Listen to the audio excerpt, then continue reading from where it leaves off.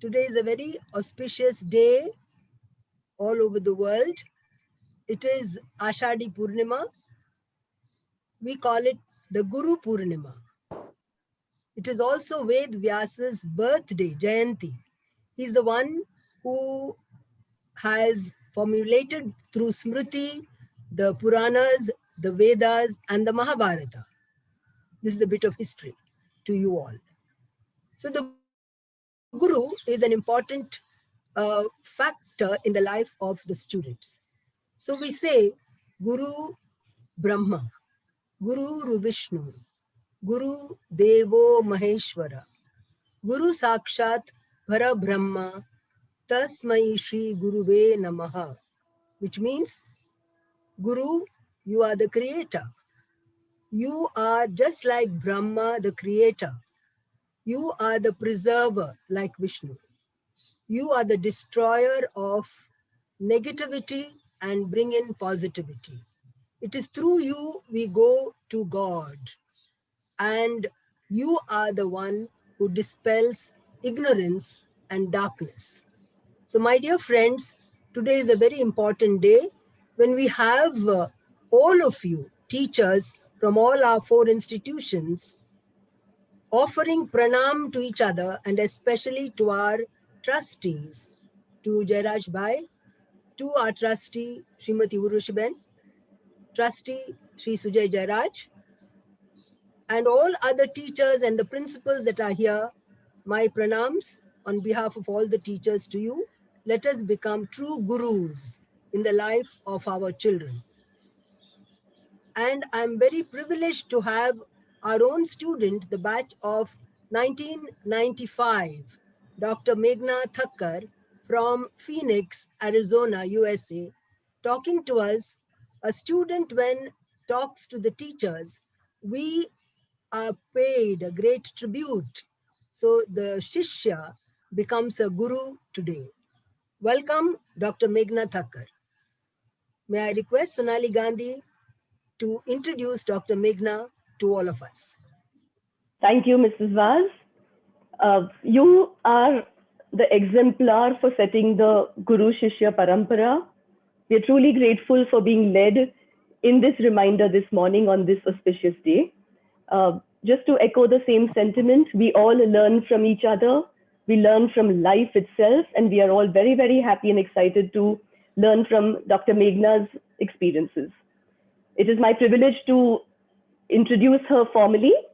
Dr. Meghna Thacker is a licensed naturopathic physician in the state of Arizona and founder of Feel Your Best Self Naturopathic Medicine. She is also an Amazon best-selling author and an inspirational speaker. Many of us have read her book, 7 Steps to Heal Your Thyroid, and I can confidently share from personal experience that you don't need to be someone who has any thyroid issues to benefit tremendously from how she promotes well-being through her book.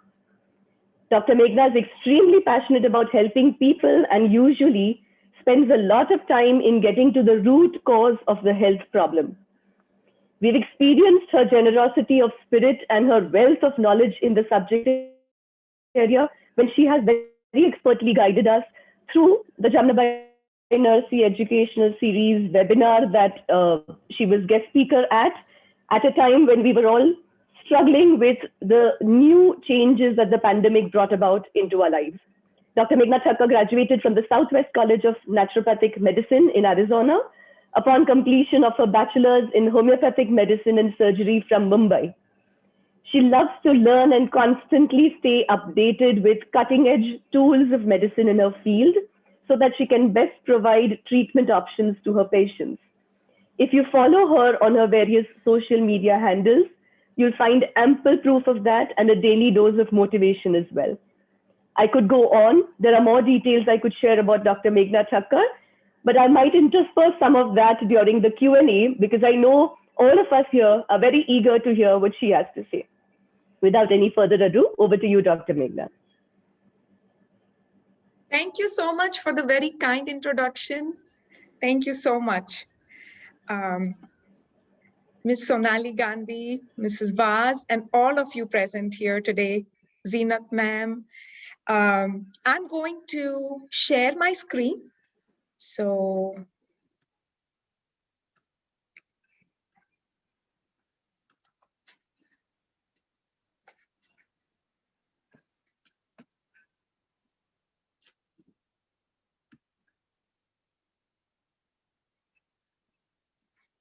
I'm thankful to each and every one of you who is present here today. And I hope that you find this information helpful. Do give a true feedback, and I look forward to your questions if you have any. I have a lot of information to go through, and I was really thrilled when Mrs. Vaz reached out and asked me to present at this webinar. First of all, I wish all the teachers a very happy Guru Purnima. India time, it was yesterday. In Phoenix, Arizona, it is still today, and it's over 23rd and 24th of July. All of you need to pat yourselves on the back. Really, with this pandemic, everybody had to go on an online platform almost overnight.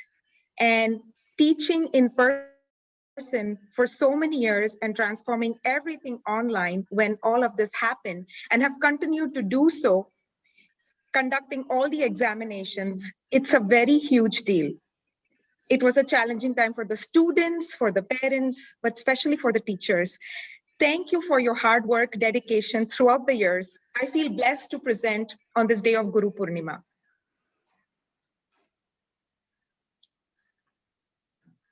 Also, I want to say that I learned today is the results for the ICSE and ISC. So I wish all the teachers the very best, all of you.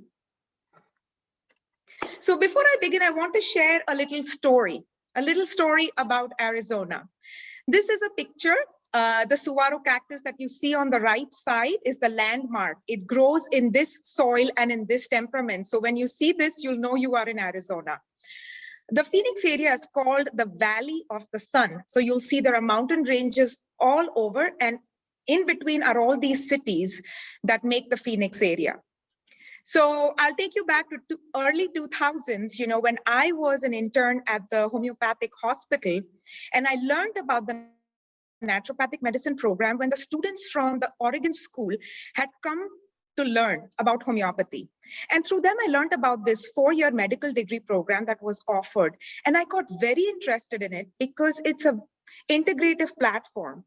I not only got to learn about the pharmacology and the allopathic side and am able to prescribe drugs, but I also learned the full array of natural therapies. So this attracted to me a lot because I feel I have all these tools in my medicine box, and then based on the patient that walks through my door, I'm able to use what is needed at that time. I got so passionate about this, and I remember sharing this with my parents, and I remember my father asking me, Arizona, I have seen movies of Arizona with the horses and the cowboys and I don't blame him because that time in the early 2000s, who would think about going to Arizona? I mean, people thought about studying in San Francisco, New York, or any other big city. But because my college was here and I got accepted over here, it is one of the, accredited colleges, I was hellbound to just come to Arizona. And I'm also sharing this because you'll understand, I'll talk about today's topic and how all this ties in. And all of you know my mother, I think most of you know her, right? And her positive outlook in life, very contagious, highly energetic person. And she always taught me to see the positive, to trust everyone, that everything is good in life. And that's how I grew up in a very protected environment. So when I came to Arizona, it was, all of a sudden I was by myself, living alone, away from all this protection. And then this 4-year intense medical program where it took a lot of my time and energy, and then adjusting to a new culture altogether. So this created a lot of stress that I was probably not ready for. And that led to Hashimoto's thyroiditis. It's definitely one of the causes that exaggerated this. And That's why I brought in this story, so you understand how we perceive stress. Maybe it was not a very stressful situation, but because I was not prepared for all of these things, and I had to grow in many ways because I trusted a lot of people and went through some very difficult situations. And that emotional stress that created for me really exaggerated it. And I think that happens a lot. I know the thyroid disorders are 5 to 8 times common in women than men. And Hashimoto's is on the rise, where our immune system is attacking our thyroid gland. And that's why only prescribing a thyroid medicine is not the solution. We do have to get to the root cause of the problem. With this pandemic, right, that has happened, nobody was ready for this. Nobody in the world, right? So the cases of depression, anxiety, suicide, you know, the high level of perceived stress, everything is skyrocketing. And we really need to know how to manage this stress, how to perceive it, what are the tools that we have. And that's why I think we all need mental health support, which usually is taken for granted. We think that mental health is for people, you know, not for everyone basically, but that is not the case. So let me read this. This is by Deepak Chopra. While the body spontaneously lets go of the pain the moment the underlying cause is healed, the mind has a mysterious instinct for holding on. Through the mind, we create a prison of suffering and then forget that we are the architect and that we ourselves hold the key that will set us free. I'm sure many of you will relate to this because it's all about our mind. When a patient walks through my door, it is my aim to help them feel their best self from the inside out. And I always tell them, yes, I have all these tools. I can give you these shots that will give you more energy. I can balance your hormones and you'll feel great again. Your symptoms may go away. I can infuse you with the IVs to boost your immune system. But all of this is useless, absolutely useless, until we work on the foundational pillars. So with every patient, I sit down and find out, what are they eating through the day? Are they getting movement? What kind of movement? And do they have stress management techniques? What is causing stress? Some people say, oh, I'm not stressed, you know, and they'll say so many things. I'm like, okay, these people don't know what stress is in their life. Are they having a bowel function? I was very surprised when I moved to the US. I met people who thought not going to the bathroom for 7 days was considered normal. I think most people here go every 3 or 4 days, you know. So coming from India, I knew that was not the way it is, but is one having a regular bowel movement at least 2 times a day? Is it well formed? All of these are very important factors. How much water are they drinking? They may think they are drinking black coffee or green tea and they count that as water. No, they are dehydrating themselves. I'm not saying it's not okay to have that, but how much you drink. But if you drink a cup of coffee, you have to drink 2 glasses of water to compensate. How much sleep are you getting? What time do you fall asleep? Do you wake up rested? Do you wake up with energy? Do you toss and turn in the bed? Do you have to wake up and is it difficulty to go back to sleep? All these things are very important to know. So today, the famous Latin phrase that Mrs. Vaz put in the description, a healthy mind in a healthy body. So with that, I want to focus on mental and emotional health. That is the chapter 6 in my book. It is called Emotional Healings. Emotional healing. So I'm going to break this down into 3 topics. We're going to talk about empath versus energy vampires. We're going to talk about how to deal with stress. And we're going to talk about steps to feel your best self. So it is very important to understand your emotional self.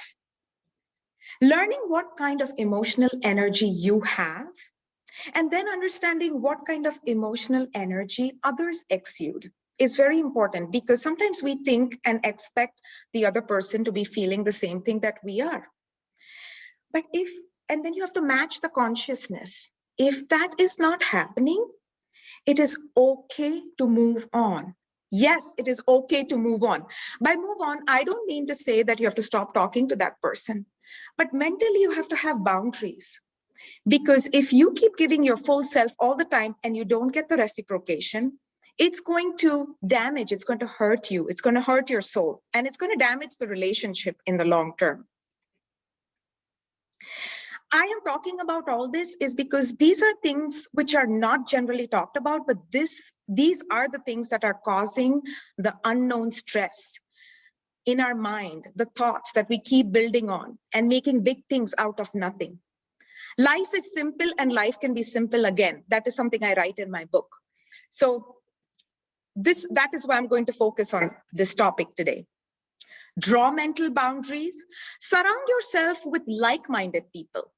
To protect your energy, it's okay to cancel a commitment. Remember, it's okay to say no. It's okay to not answer a call. You don't have to. You know, I remember growing up in India, the phone always keeps ringing. You go and run and answer all the calls. No, you don't have to do that. It's okay to change your mind. It's okay to want to be alone. It's okay to take a day off. It's okay to do nothing. It's okay to speak up. It's okay to let go. It's okay to let go. The other thing I learned in a difficult way is let's normalize that you will not be supported by everyone. And you will lose people in the process of who you become. And that is absolutely okay. So what I have learned now is to classify people in 3 circles. So determine for yourself where they fit in your life. There is a core circle, a circle surrounding that, an inner circle, and then there is an outer circle. Core circle is the people who you can be yourself with, who you can speak your mind through. You do not have to filter yourself. You can just be yourself. There can be 1 or 2 or maybe a handful, okay? But you do not want 50 people in your core circle because there are so many chances of getting hurt then. Inner circle, the second one, is people you like to probably go and have dinner with. You know, you don't have to share everything that is going on in your mind with them. And then the outer circle are acquaintances. So when things happen in this outer circle, yes, you feel it, but then it doesn't bother you as much. But if you do not have any boundaries or any circles, then anything that happens with anybody will affect you very deeply. And that is not healthy. That's another reason of causing stress. Learn to say no. Beware of those energy vampires. I've learned that the hard way.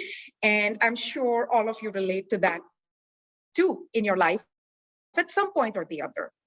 I used to have a friend who exactly knew the time I left my clinic and I was going to drop my kids and would call me right at that time. I've had a long day talking to all my patients, and then I would answer the call and I would be a dumping ground.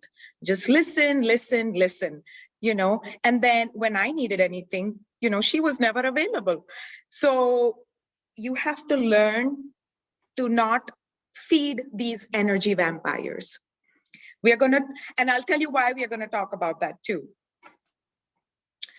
Empaths versus energy vampires. I know a large population a large audience today would be female teachers. I'm sure there are male teachers here too, but I'm sure the majority is women. And a lot of us women are empathic in nature. And some of us are considered highly sensitive people. They call it HSP or empaths. Empaths are kind, compassionate, and caring. And they feel that everyone feels the same emotions as they do. Sometimes don't you feel like, why does that person not get what I'm feeling? No, everybody doesn't get what you're feeling. And narcissists are a type of energy vampire to stay away from if you are an empath, because they are cold-hearted and they like to use people to meet their needs. Narcissists, therefore, attract empaths like moth to a flame, because they know that the empaths will give in and they know how to use them. I wish I had all this knowledge growing up, and that's why I'm passionate about teaching this. So traits of an empath, I'm going to read some of these out to you. Feeling emotions of other people and taking them as your own. So if, say, for example, a friend is sharing something sad that happened in her life with you, you listen and you start crying because you think that same thing is happening to you. They can tell when somebody is not honest. If you're an empath, you have a very strong gut feeling. Others will want to offload their problems on you. And that's why you have this heaviness on you all the time. You're tired from all this, dumping. And then they also have a strong creative streak and vivid imagination. They love nature and animals. They need solitude to recharge themselves. They get bored easily if not stimulated. Anything untruthful feels plain wrong. I recently had an experience like that. And I'm like, no, how could somebody do that? Likes adventure, freedom, and travel, prone to carry weight without overeating. Yes, you're carrying this burden of emotions, drawn towards holistic and healing therapies. And I'm finding it hard to read this last line because I think this bar is in the way. Let me see, but I can't move it. Oh, probably I can. Okay. Knowing that goes beyond the gut feeling. Being in public places is overwhelming because in public places you're absorbing energy from different people. At the end of the day, everything is energy in life, right? So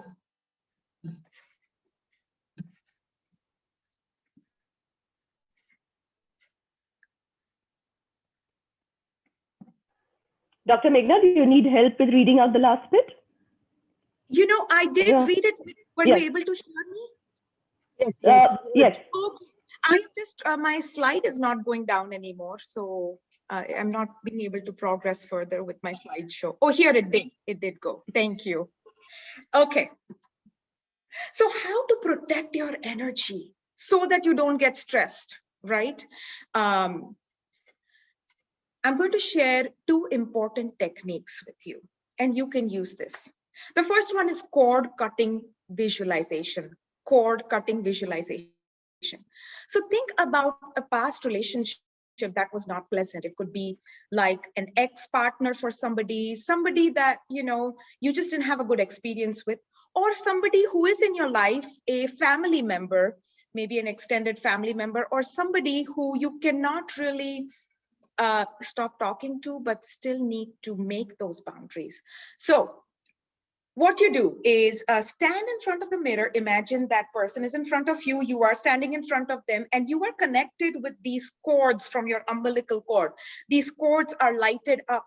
There is the connection. You're taking a sword in your hand and you're breaking those swords one by one, or with a sharp move, you're just breaking them. It may sound silly, but by doing that mentally, you will feel that distance from them. So even if you have to talk to them and have a cordial conversation, you will create this distance slowly. Maybe you need to do it once, maybe twice, maybe more times, but this is going to be helpful. So try that if you have any, bitter relationships to work on. And it's okay that everything is not good in this world. And our scriptures teach us that. After coming here, I'm learning the Bhagavad Gita. I should have learned it when I was there. But we have to differentiate between real and unreal. We have to listen to our gut feeling. I'm going to talk about the second thing, which is shielding visualization. So right now it's the time of the pandemic, but in general, when we go to events, to the parties, and then, you're going to attend an event and you're going to come across some people that you probably don't want to see or want to converse with. And what do you do at that time? I'm also sharing this because do you feel this? Like sometimes when you come from a party or some places, You try to go to sleep, but you just cannot sleep at night. Your mind keeps going on, and you're so stimulated. You feel so tired physically that you want to hit the pillow at 11 p.m. But till 2 o'clock, all these thoughts come to your mind.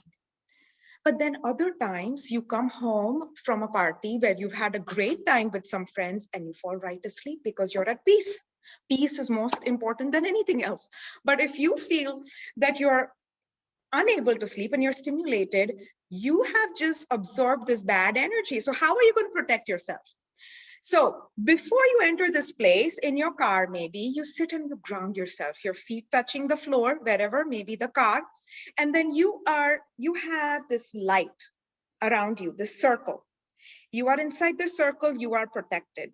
Enter this event or party with having the shield around you, and you are protected inside. So if that person tries to talk with you or send you bad energy, you're bouncing it back at them, and this may help you. So I hope this helps. Now let me tell you, why am I talking about all this? Why are empaths prone to developing thyroid disorders? This is so common. I think maybe 50% of the women in this group, or some men, probably have a thyroid problem and are already on the medication. So I'm teaching you these tools that you can use to help your thyroid. Okay, so the thyroid gland is located at the base of your neck. It is in the place of your throat chakra. We all know the 7 chakras in our body. Maybe I'm not an expert at it, but I know that the throat chakra, the Vishuddha, is right here where your thyroid is located. And it is the channel for our communication. If we do not communicate clearly, if we don't speak our truth, what we feel like, we are going to suppress this channel, and that will affect your thyroid. Food for thought. Think about it. So people with suppressed emotions can be more prone to thyroid. What can we do to realign this? What can we do? You can do some chanting to align this chakra. Chanting. Hum.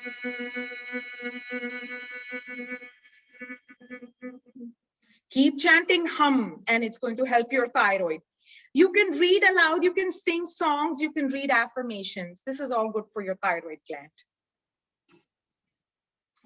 So be thankful that you're an empath and embrace the gifts of it. If you have some grounding strategies, you can enjoy life, soak in all the goodness like some people can't. So enjoy it. With that, we are going to move to the second part, which is about stress. Acute stress, episodic acute stress, and chronic stress. Acute stress is something that happened all of a sudden, and could be like the pandemic that started, but now it's led to chronic stress. It's like stayed in our lives for such a long time. But say acute stress, like getting into an accident. Episodic acute stress is something that happens in your life, which is stressful. It keeps happening from time to time. Chronic stress is something which is long-term. It could be from a terminal illness. It could be from a chronic disease that somebody is dealing with, which causes stress. So how do we cope with this stress? So this is a picture from my book. It's from chapter 5. That's called Balance Your Hormones. And for all my patients, I run a very comprehensive panel because I want to get a general idea about their health. I want to see the holistic picture. So I get their basic labs from, complete blood count, chemistry panel, lipids, blood sugar metabolism, their main nutrients and all of that. But I really look in depth at their hormones. And the hormones, the adrenal hormone, the stress hormone is cortisol. The two hormones that I look for the adrenal function is cortisol and DHEA, the levels of which vary depending on the stages of the stress. And I've also mentioned what herbs, botanical medicines and supplements can be helpful. Like the early stages of stress, when your body is producing way too much cortisol, which causes anxiety, it causes faster heartbeat. One is tired but can't go to sleep. They have insomnia, and they have high blood pressure. So the herbs like ashwagandha, L-theanine,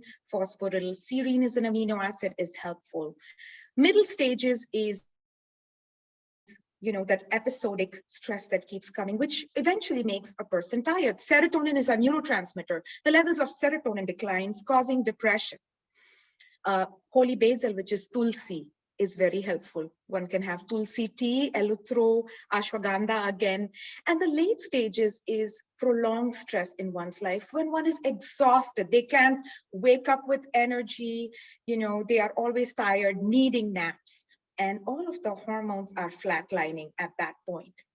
So I think most of my patients, I recommend a good active B complex. And I explain to everyone, just don't have one a day, get a multivitamin which has the vitamin in its active form. For example, if you get a B12, get methyl B12 or methylcobalamin. Do not get the cyanocobalamin because that is the inactive form of B12.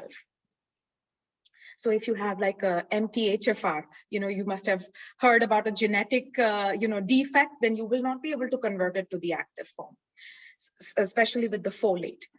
Sorry, I'm going too technical. I will come back to my topic. So long-term effects of stress, what happens in our body?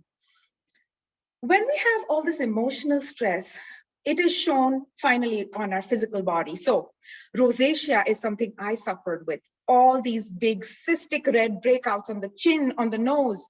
No matter what, I even tried all the allopathic meds, from antibiotics to topicals to nothing was working. Only when I worked on my stress management and on my gut health is when my rosacea cleared up. If one is having high blood pressure from stress, that will happen. Your GI system is, one can have constipation because of stress. One can have sexual problems because of stress. One can have weight gain, especially in the mid-abdomen region. Mid-abdomen region weight gain is usually related to an imbalance in your cortisol levels, your stress hormone. One's immune system is compromised and they are more prone to catching colds and flus. They're more prone to developing chronic diseases like diabetes, and all the skin conditions flare up like eczema, psoriasis. You may have gone to a dermatologist and they may have asked you, do you have stress in your life? But we forget, we don't know the stress that we are creating for ourselves or perceiving it wrongly. So what do we do with these emotions? Emotions are natural. We are humans. We have to feel it, right? Events will cause emotions. Past memory will cause emotions. Our imagination will cause emotions. When we feel these emotions, we can either have a fear-driven reflex and burst out with some reaction, or we can feel the emotions, we can rationalize them, use some wisdom, and then process it and don't act on it right away. So that's the better way of handling emotions. It's not best to suppress them. If you suppress them, it'll show up in your skin, it'll show up in your GI system, it'll show somewhere else, but process your emotions. The social media buttons, emoticons. Oh my God, I keep hearing people, oh, I just went off social media. I cannot be there anymore. But why are you letting the emotions affect you? Okay, you feel your emotions, but everybody's entitled to an opinion. So if they say something else and if you feel something different, I mean, it was a huge deal here in this country during the last, political season. So many people went crazy on the social media, and anyways, and then, people get jealous. Oh, they are traveling here and there, and that one got so many likes and I got only so many hearts. And so, you know what? Social media is a good platform. At least I like it because I can be in touch with everybody I'm far from in India. And at my own time, if I use it to my advantage, it's good. I am able to share tips that I want to, with my patients here and far. And I otherwise share things that bring me joy. And then I don't have to wait for who liked it or didn't like it. So don't go off social media. If you want to, that is your choice. But, just learn to use it to your benefit. I say all this because this is everything that causes stress, because people spend so many hours in a day on all these platforms that they don't know what it's doing to them. So mind over matter, we just need to know what we are doing. So the other thing people tell me, oh, I can't go on Facebook. I go there, I'm there for 2 hours. Arey, but it's up to you that you don't have to be on it for 2 hours, you know. So I told you about the 3 steps to deal with emotions. Accept it. Do not suppress it. Accept your emotions, rationalize them, and let them go. That's what we do in meditation too, right? You sit down and, you know, you're asked to breathe. Thoughts are going to come. That is normal. That's what our mind is made of. The thoughts are going to come. So we just have to accept the thought, let it go. Accept the thought, let it go. That's what we do. And then how do we deal with stress, right? There are so many techniques. So I'm going to talk about some of them. I hope you're still there with me during this time. One thing I've loved over the years is journaling. It has helped me immensely. I have the stack of diaries back at my mom's house in Bombay, and I have a stack here and there. And, you know, basically get an empty book. You don't have to get something that you have to fill in blanks or anything. No, just an empty ruled book that you can pour down your thoughts. It is not that I have to put an alarm and write in it every day. Like, I don't want to cause more stress. This is to release my stress, to pour out my heart and just write what I feel. And you won't believe how therapeutic this is. You know, I journal when everybody's in bed in my house and when I feel like it. It could be months where I haven't. But recently, you know, with passing away of our close friend, you know, and another thing that happened, I had to journal more, and it just helps you rationalize. Because sometimes when you feel all these emotions, and if you talk to somebody else, they perceive it in a different way and then give you the advice, which is a second thing for you to then process and, you know, go through their emotions. I feel rather just write it in a diary. But, you know, I've also seen that going back years, I've, you know, gone back and read some diaries, and I've learned about patterns in my life that this is something I need to learn from, because I have been acting like this that I shouldn't be doing. And this is happening again and again. So this is therapy for yourself that you can do. Research has shown that by altering the rhythm of your breath, it can have a powerful effect on your emotions. All of you that practice yoga, you know it. I have this quick exercise, the 4-7-8 breath meditation exercise that works really well. You breathe in for a count of 4, you hold it for a count of 7, and you breathe out for a count of 8. Try this. You know, we are not seeing each other, so I'm not going to do it right now with you. But if you do it 3 times, you know, in cycles of 3, it really is very powerful. So if you are in a situation that's causing anxiety or anything like that, if you work on your breath, that's what we are finally, right? Without our breath, we are nothing. That's what COVID taught us, right? We couldn't, so many people died because of their lungs, but just the power of the breath. The 3 S's, seva, sadhana, and satsang.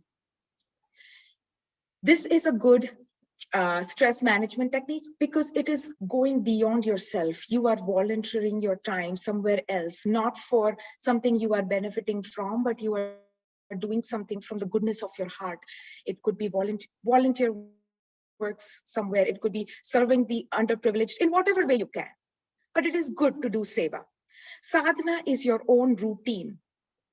Do you do your work well? Do you have a good work routine? How do you do your sadhana every day? And satsang is getting together with like-minded people, you know, and learning from each other. So actually our family, you know, we got involved with Chinmaya Mission, and you don't have to be involved with Chinmaya Mission. I am just sharing this because living in Phoenix, we wanted to expose our kids to our culture. So we found this, and we've been with them like for 8 years now. And we saw the benefit, you know, with the kids not only learning, but my husband and I started enjoying the adult classes. And finally, I became an 8th grade teacher last year. So my curriculum was teaching the 20 values in chapter 13 of Bhagavad Gita. So this is one of the chart we refer to a lot. It's the BMI chart. This is what we call it. So as humans, you know, we live in this BMI world and we are supposed to live here. We don't have moksha. We are here for suffering. This is life, the circle of life from birth to death. We have to go through happiness and sadness and ups and downs, but we have to live through it. We all will die one day.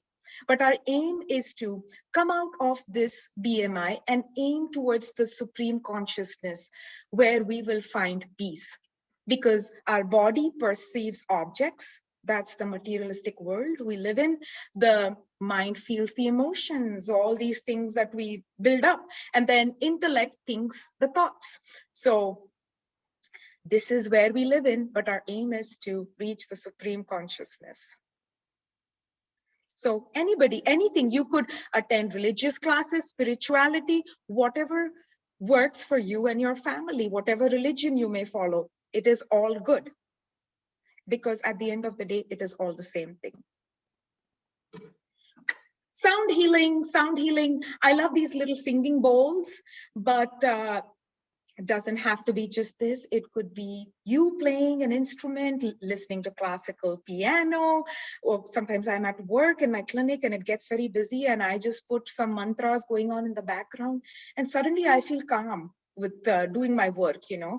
So the sound really can help. So that can be used as a stress management technique. If you feel anxious or something, play some nice background music. It could be spiritual, religious, classical. Those really have a good effect. Coming to the third part, I hope I'm doing good on time. I'll try to be quick. How to feel your best self. So in general, I look at three main factors. How is one's energy on a scale of 1 to 10, 7 or more? How are the mood swings? Are you having a lot of mood fluctuations, anger, depression, anxiety, or are you pretty balanced? Weight, are you in the good body composition? Is your BMI good, fat percent good, etc.? So if overall, if you are in balance in these three things, then overall, probably you're doing good in your health. So these are good markers to look for. And I give this homework to all my patients where they have to log what they are eating from morning to night, Monday to Sunday. So in a week, they can see what choices they made. And then they only know for themselves where they have to correct themselves. And I have to do the same thing. I do this and I'm like, oh my God, you know, why did I eat so many of these things? And then I talk about the water, sleep, we talk about the bowel function, and we'll come to the golden hour as well. So understanding the hormones, I just want to go through this hormone pyramid because this is one of the main things I do in my office is balance hormones. And the endocrine system is a big biochemical maze. All these glands make all these hormones. The adrenal glands make the base of the pyramid, and that's like the gas in your car. The car is your body, so it's the fuel in your car. Without the fuel, the car is not going to go far. Thyroid hormones is the gas pedal. It pushes the metabolism. If your thyroid is not working right, your metabolism is slow. You gain weight and you don't have energy. Sex hormones are on the top of the pyramid. For women, it is the estrogen, progesterone. Yes, even testosterone, male hormone is the testosterone. And they all need to be in balance. For example, if you're just put on a thyroid medicine, and if your adrenals are really low, and if your testosterone levels are very low, you're not going to feel good. Your doctor may keep increasing your thyroid hormone dose or whatever, but you're not going to feel your best self. So that's why it's important when we are looking at something, we have to have a holistic approach. And don't forget the foundational pillars we talked about. Movement is extremely important even for a hormonal health. You don't have to go crazy with exercising. No, just even 20 to 30 minutes if you exercise, if you get your heart rate high. You cannot be walking or strolling around and talking to your friend and gossiping about something. No, that is not considered exercise either. When you are exercising, you cannot make a conversation.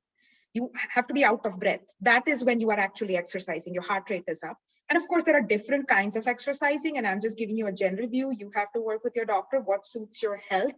There are different types of exercising, but you don't have to over-exercise like 2 hours a day or anything like that. Just be active, and that is good. But make sure you do that at least. Start with 30 minutes 3 times a week. That's it. That's doable. Come on, that is absolutely doable. And if you can go out of your house with the pandemic, put on YouTube, put on any online thing, and you can, get some light weights, or even without that, you could follow some aerobic exercises right in the comfort of your home. You don't even have to go to a gym or anywhere. Seed cycling. So for women in the menstruating age, I just wanted to bring this up, how exercising can be done with a woman's cycle, where in the follicular phase, which is the first 14 days, you can exercise more high intensity. The second phase is the luteal phase, where you could do more relaxing exercises like stretches, yoga, Pilates, which are great exercises, by the way, for your muscles. But, that is something to keep in mind. Pumpkin seeds, flax seeds are good during the first half of their cycle because they mimic phytoestrogen, so help in the production of estrogen, which is important to build the uterine lining. Progesterone is the hormone secreted in the second half of the cycle. Sesame seeds and sunflower seeds will support that. So make sure you get these seeds in your diet if you have irregular cycles, or if you're going through menopause and have hot flashes, maybe this is going to help you. And then I always believe in treating the underlying cause, and that's why we go to the root cause of the problem. Root causes, it's a very big topic to get into, but from hormonal imbalances to digestive problems to inflammation causing all these symptoms that we see on the surface. But we have to get to the root cause. A Band-Aid effect is not the answer. The golden hour, dedicate 60 minutes for yourself. Yes, for self-care routine. Be selfish, it's okay. Because if you feed yourself that much time, you will be good with your family, with your kids, in your work, everything will be great. If you can do this 60 minutes before you start every day, that's great. I keep trying my best.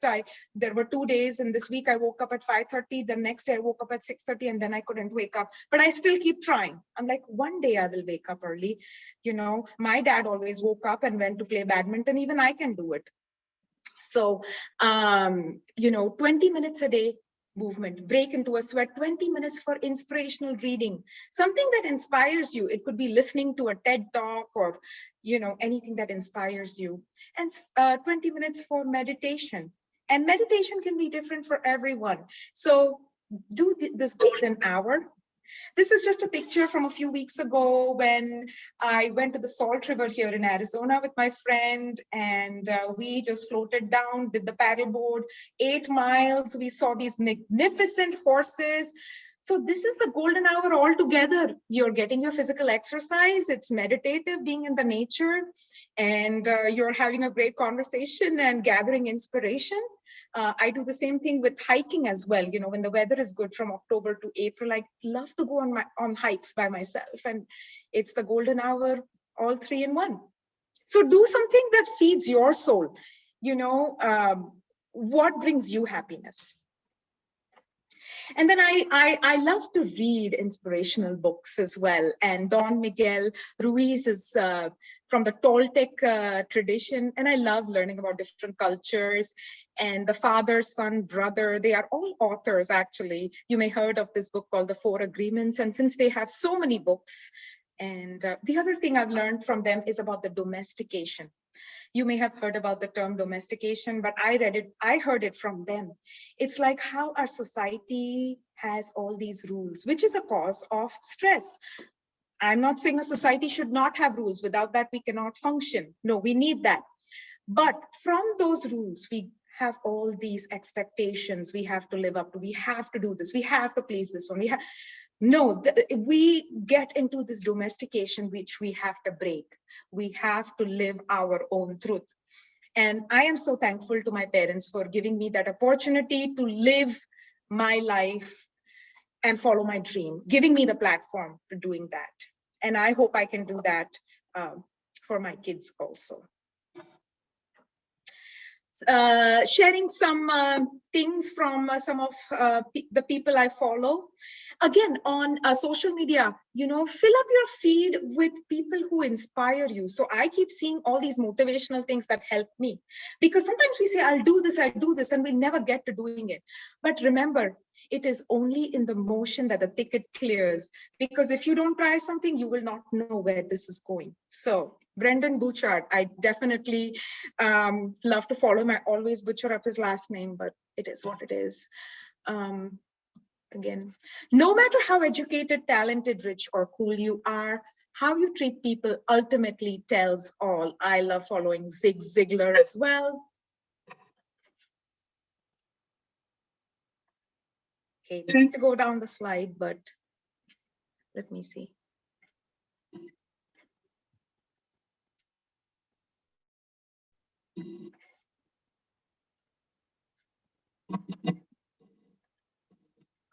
Somehow I'm stuck.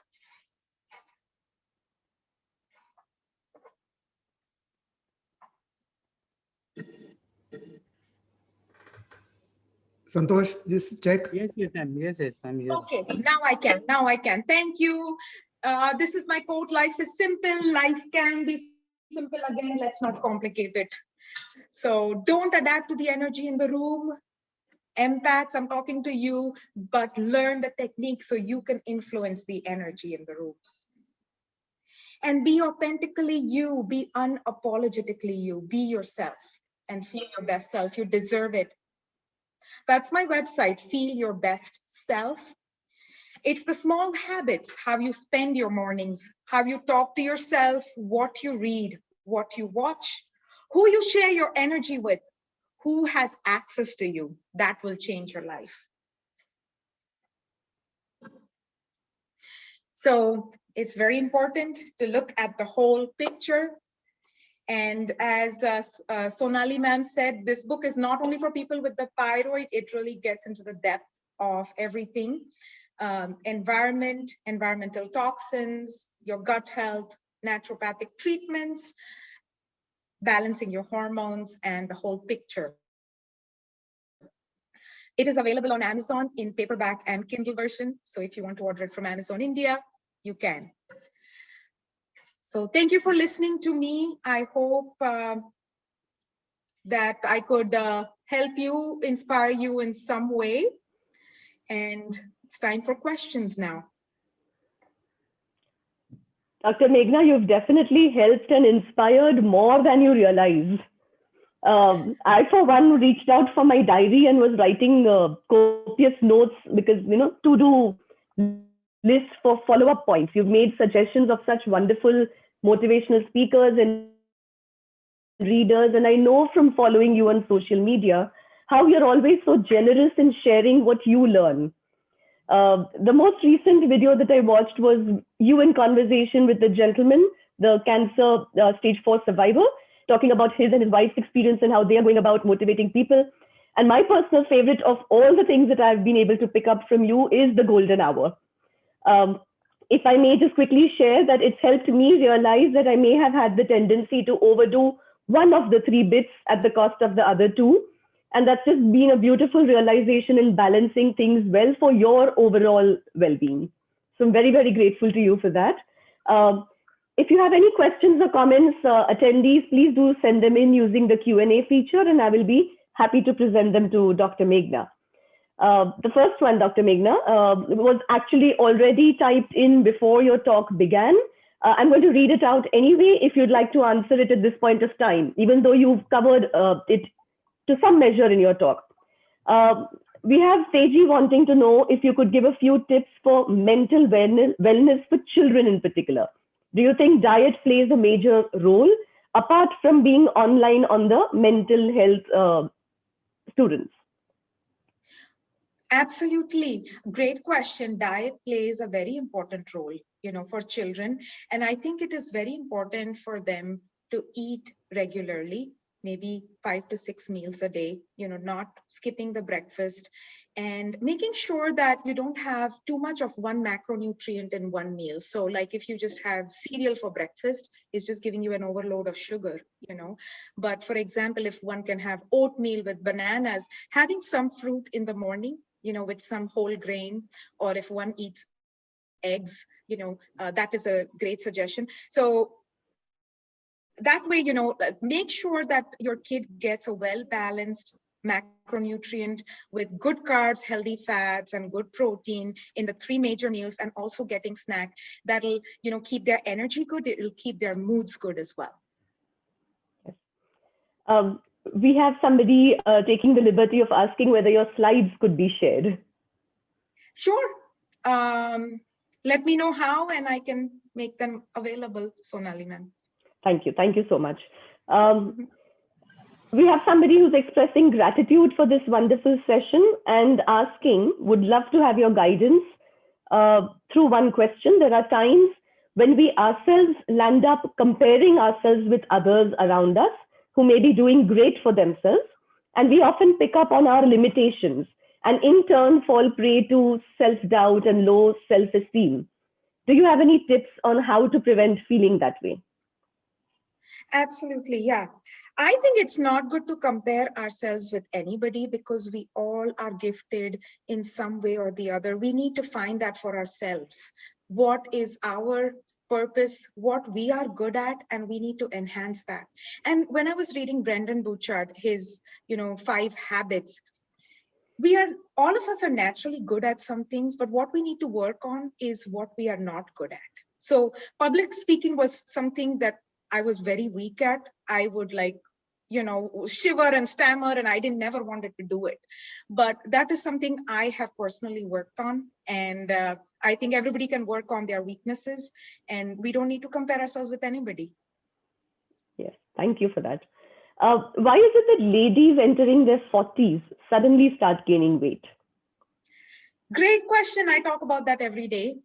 So as women, we lose our testosterone hormone, which is not really talked about. You know, males make a lot of testosterone, but as women, we make good amount of testosterone as well. And when testosterone levels begin to decline, we gain fat more easily, and we lose our muscle mass. And when we lose our muscle mass and gain more fat on the body, we suddenly start looking quite different. So that's the reason. Right. Do you have tips for good gut health to stay away from autoimmune diseases in particular? Yes, and I think that's a very individualized thing also, you know, where I can say what is good for you, but it may not be the same thing for everyone. So I usually do a very comprehensive stool test here and then follow the 4R protocol. The first R is removing things that are not suiting you. It could be food allergies or maybe overgrowth of bacteria. If the test shows that, that's a very common thing, like small intestinal bacterial overgrowth. If you're traveling, one can carry yeast or parasites sometimes. Second, replacing with things you may be deficient in. Sometimes one needs digestive enzymes if they are not breaking down their food well, if you're not having a well-formed stool. Replacing, re-inoculate is the third R, which is using the right probiotic for your microbiome. All of us have a different microbiome. Just as we are individually different externally, our microbiome is completely different internally. So we have to use the correct probiotic, because some people will say, I use this probiotic and I have all this gas and bloating. Yes, because you already have that and you don't need that anymore. And the last thing is restoring. If you have autoimmunity, you are more prone to something called leaky gut, where the intestinal lining is damaged. So we have to repair it with certain nutrients. Thank you. It is said that letting go of emotions is helpful. So we have somebody asking that if we journal our emotions, is it best to store them then, the journals, or burn them in the end, so that in a manner of speaking, you're releasing the toxic emotions which affect your mental peace? Well, that's a good perspective too. You know, sometimes, you know, you can write a letter to somebody that, you know, you really want to share your things, but don't want to confront that person because that's not going to go anywhere. You can write that and burn it off because you don't want any memory of it. To me, the journaling and storing the journals have helped. I don't keep going back and reading them, but whenever I have, I think it's been good for me. So Yes. I feel it's good to keep it. Does soya help in maintaining estrogen levels? And is it good to consume it on a daily basis? Soy is phytoestrogenic, so it mimics estrogen. Too much of soy can slow down your thyroid function. I don't recommend it every day, but in moderate amount, it is good because soy is a complete protein. It gives you the essential and non-essential amino acids. So it's a great source of protein for vegetarians. We have one of your former teachers, Mona, commenting that it's been wonderful listening to you and what an amazing combination of arts and science, left brain and right brain you are demonstrating right here. Thank you so much, Mona ma'am. And I love, and I'm thankful that we are even connected on Facebook. I love to connect with my teachers on Facebook and see, after so many years. Yeah. Is it all right for somebody to ask you on this platform whether you would be available for an online consultation? Yes, I will be. Go to my website, Feel Your Best Self, and you'll be able to get in touch with me. You can either send me an email or you can go and book a session. We have somebody asking, why is it that I feel uneasiness in my throat when I'm highly disturbed or feel like crying? Well, that is a good question. One thing that comes back to is the throat chakra to me. That's you're suppressing your emotions, you're getting disturbed, you're not being able to express yourself, and that could be why you're feeling uneasy. Okay, are there emotional causes related to PCOD in women? And how can one help oneself to control them? Yes, PCOD is a whole other thing where it's very common in women, and the imbalance of the hormones can definitely affect the moods. PCOD, the cyst that on the ovaries produce more androgen, so it makes more testosterone. So one can feel more irritated with that. They can be more prone to acne, hair loss, more body hair and all of that. So yes, the emotions can be triggered with the PCOS. So basically for all my PCOS patients, I tell them, the lifestyle management is going to do the best for you, which is exercise, dietary choices. They will have to do more than what everybody else does to maintain their weight and symptoms. Right. The questions are keeping on coming in galore. I don't know whether we're going to have time to take them all. Dr. Meghna, if you could please advise how many more are you willing to take at the moment? Whatever works with you all. I am done for the day. It's my night, so I'm good. If you say that, we'll probably have you up all night. No, I'm happy. we'll use our discernment. We have somebody asking a question about what you consider are critical things to take care of organizations in times of the pandemic with respect to workforce, employees. What's your suggestion? I don't know if I'm able to answer that question. Actually, I'm more a critical person, if I may say so, you already did through your talk. I mean, you've encouraged every single one of us, whether it is individually or collectively as an organization, to be mindful about well-being. So I think with all the various examples you have shared, you've drawn our attention to exactly what each one of us needs to do individually and collectively. That's great. And, when I talked about the 3 S's, the sadhana, our commitment to our work and staying organized, having a discipline for ourselves really goes a long way. It's the small things that we do every day that helps. Right. We have lots of people commenting about how positive and energetic this session has been. A lot of appreciative comments that I'm afraid I've had to delete so that I could keep a track of the questions to be presented. And we do have more and more questions coming in. So may I request that we definitely have you back some other time whenever it's suitable so that we can explore this some more. Mrs. Vaz? Yeah, may I request our managing trustee, Sri Jairaj Thacker, to say a few words. Okay, Meghna, you have explained very well, very practical and wonderfully, means very clear thinking and very clearly you have explained. I will take your time in Phoenix and we'll see you in your clinic in Phoenix for further advice. All the very best. All the very best. Thank you. I have great examples that I have learned from. So with my parents, my teachers, everyone here. So all the very best. I'm Wonderful. thankful. Well, very well explained. Urvashi? Very nice, Meghna. You really learned a lot. It's always lovely. Thank you. Would Thank you you like to very- say something, please? Yes. Firstly, thank you so much, Meghna, for this fantastic session. A lot of food for thought for holistic development of your inner self. And I think this was a great learning experience for me personally. Thank you, Dr. Meghna. And thank you, Mrs. Vaz, for getting Meghna for this webinar. Thank you so much.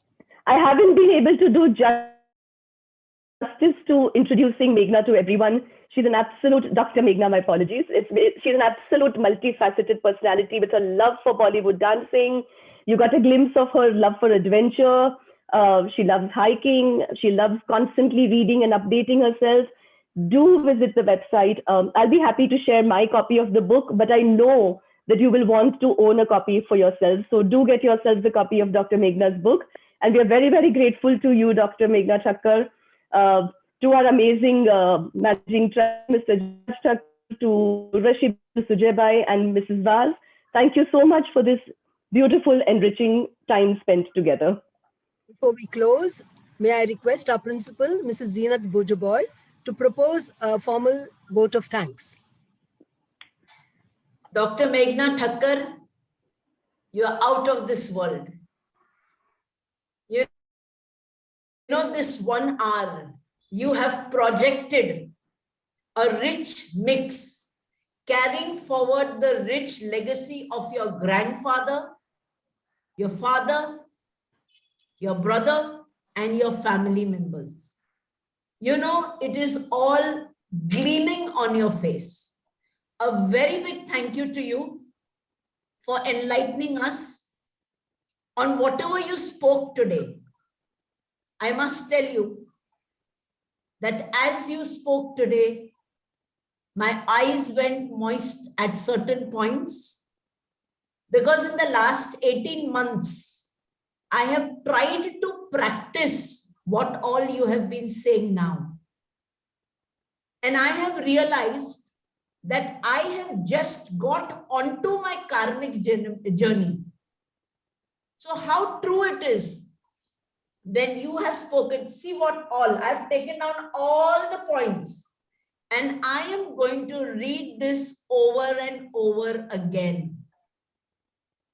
The things that impressed me now, I'm saying, but us as teachers, which we need to keep this in mind. One, about the 3 circles you spoke. Because our schools are people's places. Every moment we are meeting people. So we don't know who is coming with what baggage. Even about creating that boundary that you spoke. How relevant that is. The visualizations, the shielding of ourselves. Thank you for reminding us how important this is for our well-being. Also, a big thank you for reminding us that there are things in the Indian environment which we all need to start looking at for curing ourselves. COVID has taught us a lot of things. But Dr. Meghna Thacker, I would request our managing trustee, Shri Jairaj Thacker, Jairaj bhai, we need to have a series of talks from Dr. Meghna Thacker because this was just a glimpse of her contribution to us. But we need to have a series for all our stakeholders, students, parents, teachers, because, you know, because of this mela of life, we are forgetting certain things. And your talk today, 1 hour, you hit on the dot. So a big thank you to you. One more thing I was also very impressed about is when you spoke about being ourselves. You spoke about the chakra. Now, our Indian culture and heritage is so rich, but we need a person like you to coach us through this life's journey. You are young, you are energetic, you are experienced. So, especially for our young teachers, they need to realize that there is a life beyond work. There is a life beyond family. Thank you, my dear Dr. Meghna Thacker. Thank you for enlightening us and enriching us, but a promise to us that you will be back soon. Thank you, Mrs. Vaz.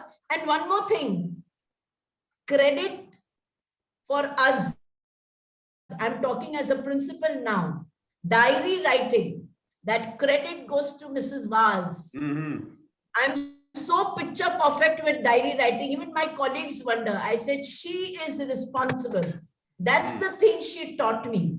And then came in journaling, soul searching. Thank you. Thank you very much. Thank you, Jairaj Bhai, Urvashi Bhai, Sujay Bhai. Thank you. All the best. All the best to all of you. Thank you, To Meghna. all our teachers. Thank you to all our teachers. Thank you. At one point, we were 515 Yes. attending to you, Dr. Meghna, Yes. all the way from Arizona. Now, lovely, have a lovely sleep. Enjoy yourself that you have taught your gurus. This will continue as Guru Shishya Parampara. Thank you. Yeah. God bless you. God Thank bless you. you. Thank you. And before we end, you all can follow Dr. Meghna on Feel Your Best Self on Instagram for regular tips every day. Thank you. Yeah. Thank you. Thank you, Thank Dr. you. Meghna. Thank you. Thank you. Lovely session. Yes. Santosh, you can close the Yes, session. ma'am. Yes, ma'am.